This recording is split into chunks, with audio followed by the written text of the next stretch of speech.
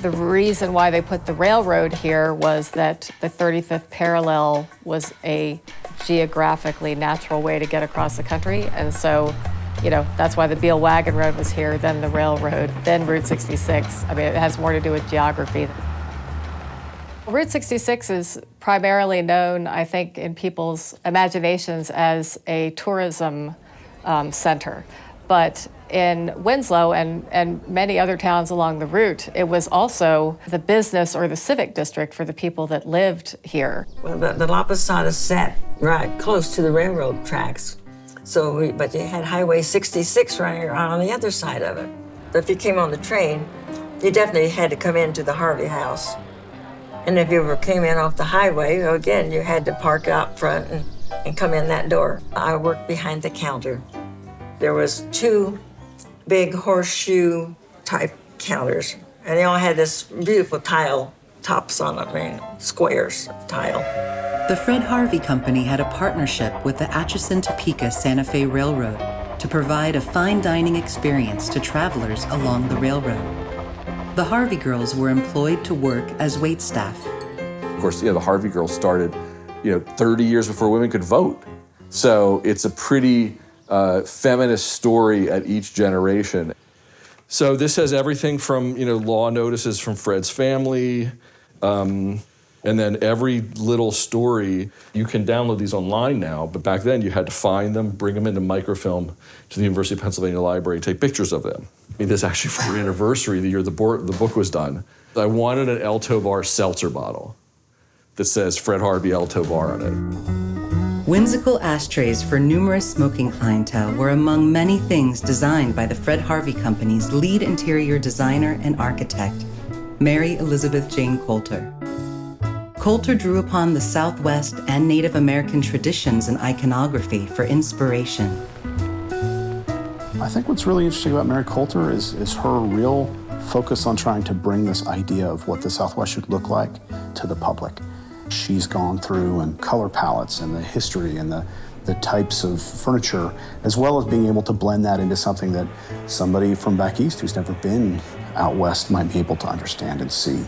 She had a real sensitivity to the landscape. She renovated the Painted Desert Inn in some really wonderful ways. Namely, she had worked with Fred Cabote before, and Fred Cabote, a Hopi muralist, on her invitation came in and painted several amazing murals that are still on the walls of Painted Desert Inn today.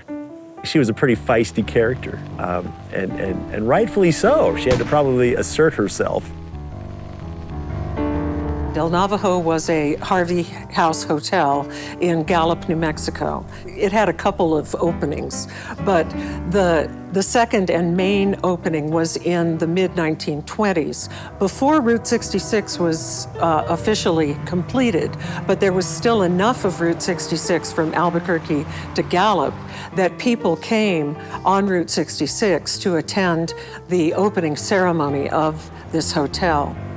The hotel was controversial. For the interiors of El Navajo, she wanted to give it some authenticity. She was very charmed by sand paintings. So she commissioned Navajo artists to recreate sand paintings for the walls of the lobby of El Navajo. A lot of the elders in the Navajo Nation were disapproving of that decision. And they did quite a bit of negotiation. Finally, they arrived at a compromise where the Harvey Company would invite the Navajos to come and bless the building and do a sacred ritual to bless the paintings so that they could be used and looked at. By a lot of descriptions, she was a hard woman to get along with. But here's a woman who had to work in a predominantly male area. She wanted to get things done, and she chain-smoked cigarettes. So one thing that Route 66 did for Native peoples was to give them a market for their arts and crafts goods. So people like Erna Ferguson, who started a thing called the Indian Detours, automobile tours for tourists that would be led by women guides that would take them to far-flung places in New Mexico where they could purchase Navajo blankets or purchase Pueblo pottery.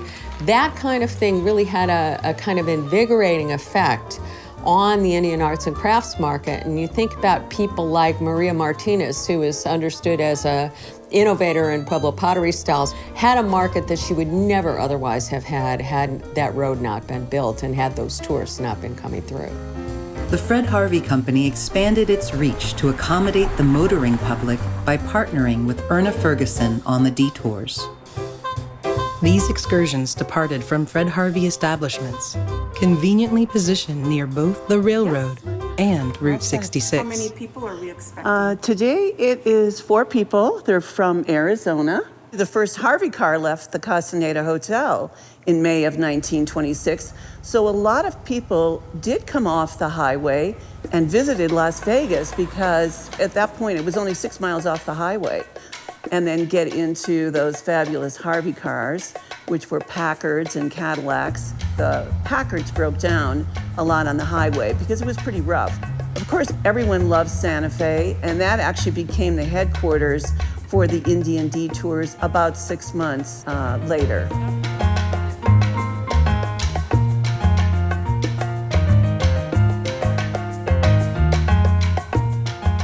So this map that was painted by Gerald Cassidy was used by the detour couriers, educated women trained in Southwest history and art. The couriers would sit down and go through the map and show them where they were going to go, what they were going to see, how long they were going to be gone. And so this was basically today's Google or road map back in the 20s. World War II invigorated the railroads, which were of paramount importance to the war effort and run parallel to Route 66 in the Southwest. This created additional job opportunities for women from many different backgrounds. You have an enormous number of troops that are going through the Southwest. So the restaurants, which are these very high-level restaurants where everything's supposed to be perfect and the tables have white linen and really nice china and all this kind of stuff, they basically take the restaurants apart, put long boards over all the tables, and they turn them into dorm eating for as many people as they can fit in there. And then everybody they can't fit in, they serve through the windows of the cars. It was run more like a culinary army than a restaurant chain. I was a Harvey girl at El Navajo in Gallup, New Mexico. A girl from Acoma and I were making these sandwiches for the troop trains. So the next year I went back and I actually got a job in the coffee shop. The Harvey Girls, who were part of the civilian workforce during World War II, wore an immaculate white uniform that commanded respect.